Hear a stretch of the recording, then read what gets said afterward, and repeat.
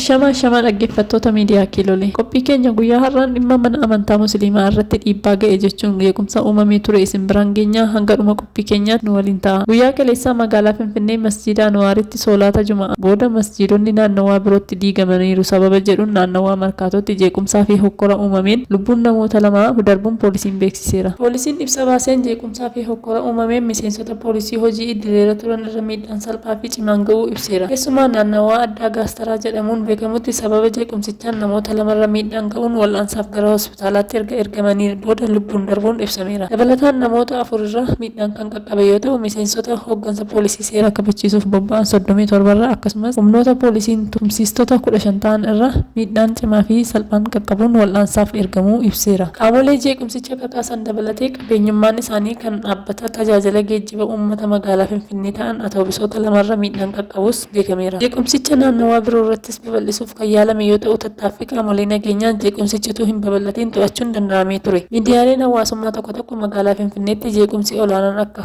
waan ka'eetti kan odeeffamaa jiru kan gurra guddate ta'uu cinatti jeequmsichi to'atamee sochiin idilee itti fufuu kan ibse poolisiin jeequmsicha kakaasuun kanneen shakkaman namoota 114 ta'annoo jala oolchuun beekameera.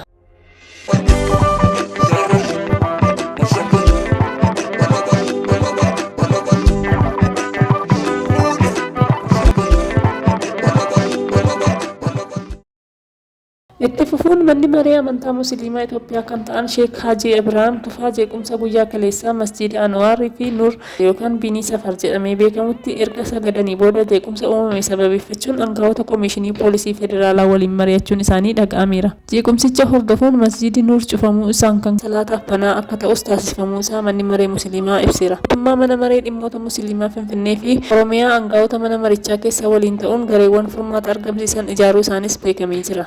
Kabajamtoota dhaggeeffattoota keenya qophii keenya guyyaa har'aa asumarratti xumurraa turtii gaarii qabaadhaa galatoomaa.